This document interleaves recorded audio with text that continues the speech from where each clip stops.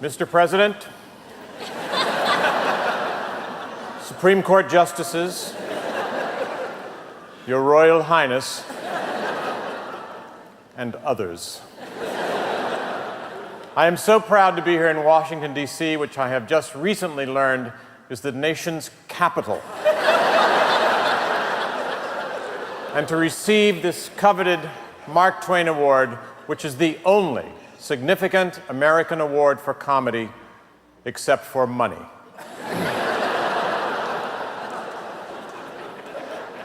If in my comedy career I have made you laugh once, then I have done my job. If I have made you laugh twice, then I am very proud. If I have made you laugh 3 times, then I am thrilled. If I have made you laugh 4 times, which is twice as many as 2 times, I am ecstatic. If I have made you laugh 5 or possibly 6 times, but I feel like I'm losing you. What better time than now to take a moment and recount all the awards I've received. In 1969, I won an Emmy for writing on the Smothers Brothers Comedy Hour, and then again in 2005,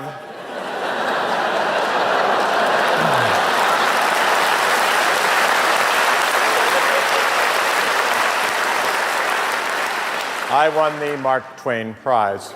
But of course, the Mark Twain Prize is very special to me because it is more recent. I was first introduced to comedy at the age of 6, and this began what is known as my dark period. And it's hard to believe that my career is still growing strong, especially considering that 3 years ago, I passed away. I guess that's called momentum. When I look at the list of people who have been given this award, it makes me very, very satisfied. But when I look at the list of people who haven't been given this award, it makes me even more satisfied.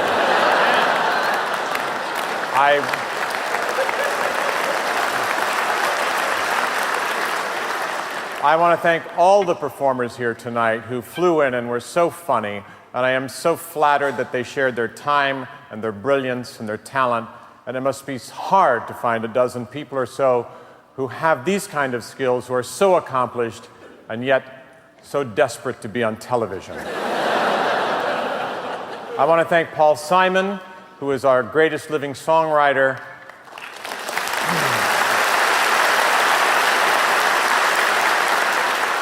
And I want to thank Randy Newman, who is our greatest living songwriter.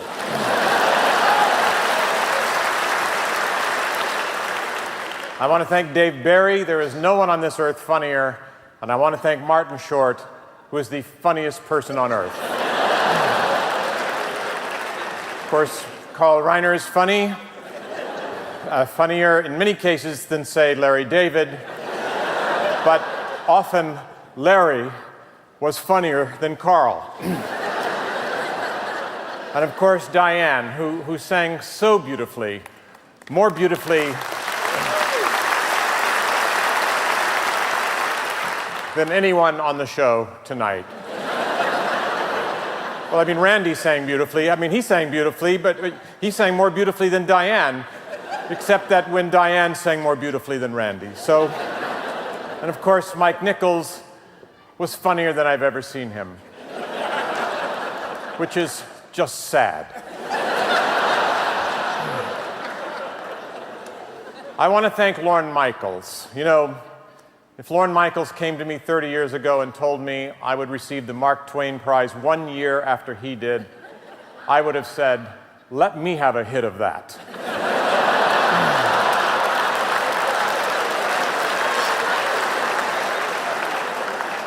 I want to thank my family up there in the box seats who have made my life so rich.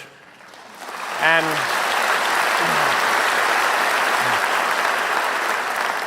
my secret family in the other box who knows nothing about the other family, so please. And I am extremely pleased to receive this prize in the name of America's greatest humorist, Mark Twain. You know, I'm laughing at something, a Mark Twain quote that I love, and I wrote it down because I wanted to get it exactly right. He said, "Whatever you do, for God's sake, do not name a prize after me."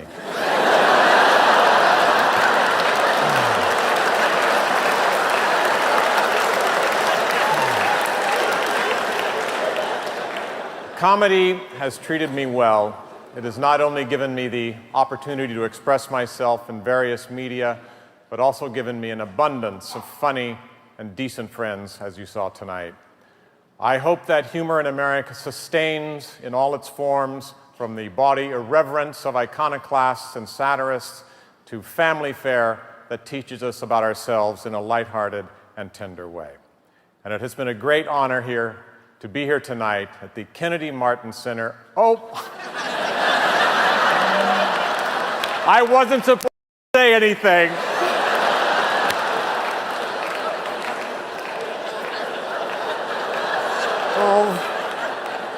And I want to thank all of the people here at the Kennedy Center, and I want to name each one of them because, oh gee, I'm out of time. But thank you very much, and good night. Thank you. Thank you.